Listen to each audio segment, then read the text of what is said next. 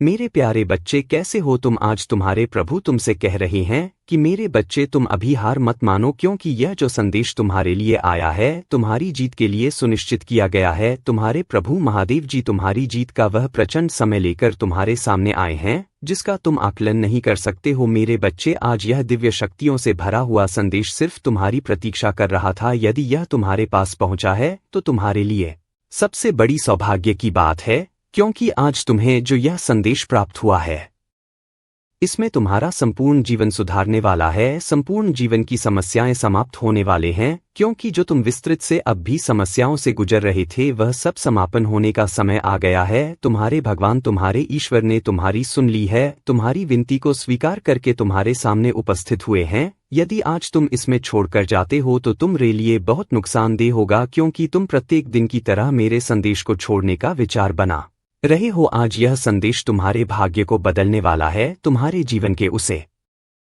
महत्वपूर्ण क्षण को तुम्हारे सामने लेकर आने वाला है जिसकी तुम प्रतीक्षा वर्षों से कर रहे थे, परंतु तुम्हारी इच्छा कोई भी पूर्ण नहीं कर रहा था। तुम इधर उधर बहुत जगह पर लटके हो, इधर उधर तुम बड़े बड़े तीर्थ स्थान पर गए हो, परंतु तुम्हारी इच्छा पूर्ति नहीं हुई है। आज वह इच्छा पूर्ति तुम्हारी होने वाली है। मैं जो बता रहा हूँ उसे पर पूर्ण विश्वास करो और अपनी आगे की यात्रा प्रारंभ करो, क्योंकि जो भी तुम अब करोगे वही तुम्हारे कर्म के आधार पर तुम्हारे सामने आएगा, परंतु तुम्हारी जीत निश्चित होने वाली है।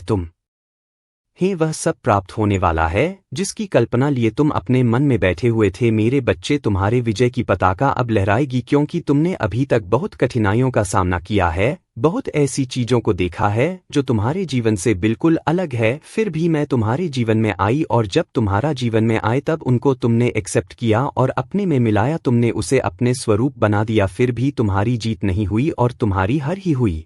मेरे बच्चे, इस संदेश में और आगे बढ़ने से पहले तुम्हारे प्रभु शिवशंकर जी तुमसे एक छोटी सी विनती कर रहे हैं। यदि यह विनती स्वीकार करते हो तो मेरे इस संदेश को जल्दी से जल्दी लाइक कर दीजिए। आज मैं तुमसे यदि वार्ता कर रहा हूं तो इसमें कोई रहस्य है, कोई सच्चाई है, कोई खास बात है जो मैं तुम्हारे सामने आया हूं। अन्यथा तुम्हारे प्रभु महादेव जी कहीं पर नहीं जाते हैं बात करने के लिए। मैं तुमसे स्वयं बात कर रहा हूं, तो मेरी बात को बिल्कुल ध्यान में रखते हुए अपने कार्य को आगे बढ़ना और मेरी बात को मनाना। मैं यह नहीं कहता हूं कि तुम अपना कार्य बंद कर दो, परंतु मैं यह अवश्य कहूंगा कि तुम अपना रास्ता सही तरीके से चयन करो, और जब रास्ते पर आगे बढ़ो तो तुम यह सोचो, एक बार अवश्य उसे रास्ते पर खड़े होकर के विचार करो और आगे की ओर देखो, क्या यह रास्ता तुम्हें सही दिशा की ओर ले जा रहा है? कहीं यह तुम्हारे साथ विश्वासघात तो नहीं करेगा? यह सभी चीजों को अपने मन में लेकर के एक बार अवश्य चलना चाहिए। आज तक यदि तुम्हारी हार हुई है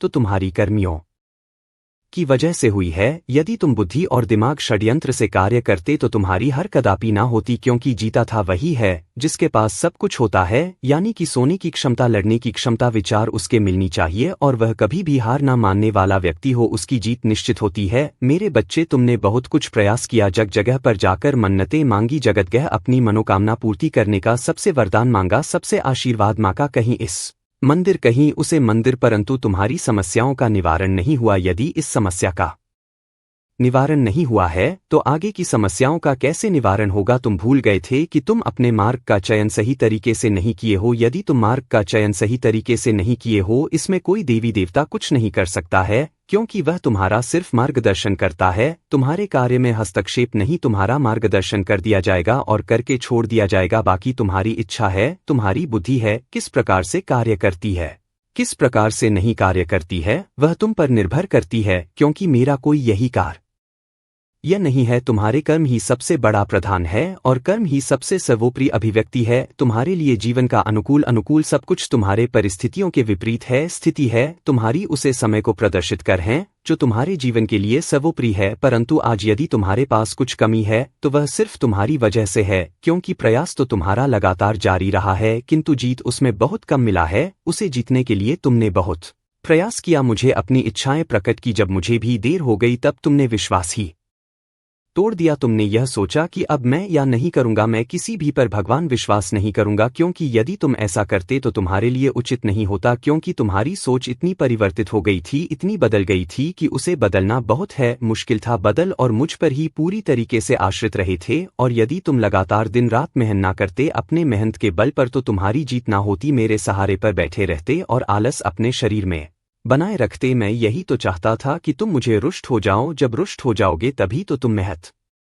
करोगे, क्योंकि मुझ पर आशिक रहने से कुछ भी मिलने वाला नहीं है। जब तक कम नहीं करोगे तब तक मैं कुछ भी तुम्हें दे नहीं सकता हूँ, क्योंकि यह कलयुग है। कलयुग में इस प्रकार से सीधा किसी को खुश रहे प्राप्त करवाया जा सकता है, किसी माध्यम से ही कुछ दिया जा सकता है। यदि तुम थोड़ा मेहनत करोगे तो मैं तुम्हें अधिक देने का प्रयास करूंगा, बस इतना हो सकता है। मेरे बच्चे, तुमने अपने जीवन में इतना संघर्ष किया है, इन्हीं समस्या को देखा है, आज तक किसी ने नहीं देखा होगा। तुम्हारे संघर्ष की परिभाषा मुझे भली भांति दिखाई दे रही है, क्योंकि मैं यह सोच रहा था कि तुम्हारे जीवन का माल करता भी क्या है, मूल आवश्यकता है क्या है। इन्हीं की वजह से मैं भी थोड़ा बहुत कंफ्यूज था, परंतु आज तुम्हारी वजह से मेरे मन में यह विचार आ रहा है कि तुम वही सही से कार्य कर रहे हो या नहीं कर रहे हो। तुमने अपने जीवन में इतना अनुभव हासिल कर लिया है कि तुम कुछ भी देखकर अंदाजा लगा सकते हो, परंतु यह बहुत सही है, तुम इसमें कभी धोखा नहीं खाओगे। कोई व्यक्ति तुम्हारे साथ षड्यंत्र नहीं कर सकेगा। तुम हर समय तात्पर्य रहोगे, पहले से ही जागरूक हो जाओगे कि मेरे साथ क्या होने वाला है, और फिर उस स्थिति से बच जाओगे जो स्थिति तुम्हारे सामने उत्पन्न होने वाली है। मेरे बच्चे, तुम्हारा महत्व बहुत अधिक है। अभी तुम्हें बहुत कुछ करना है, अभी आगे जाना है और बुलंदियों की ऊंचाई को छूना है, जो मेरी इच्छा है और तुम्हारी और तुम्हारे परिवार की भी इच्छा है। यदि तुम उन बुलंदियों को छू लेते हो तो तुम्हारे लिए बेहतर होगा, और यदि नहीं छू पाते हो तो प्रयास करते रहना, एक ना एक दिन अवश्य छूने का शहर तुम दिखा पाओगे। क्योंकि किसी का हौसला बना बहुत अच्छी बात है, सर्वे और सर्वेक्षण तो सभी करते हैं, परंतु हौसला बनने के लिए कोई नहीं आता है, कोई जागरूक नहीं करता है कि हाँ मेरे प्रिय, चलो तुम आगे बढ़ो, मैं तुम्हारे साथ है, तुम्हारे पीछे हूँ, तुम डरना मत, क्योंकि मैं तुम्हारे साथ हूँ। यदि मैं तुम्हारे साथ खड़ा हूँ तो तुम्हारा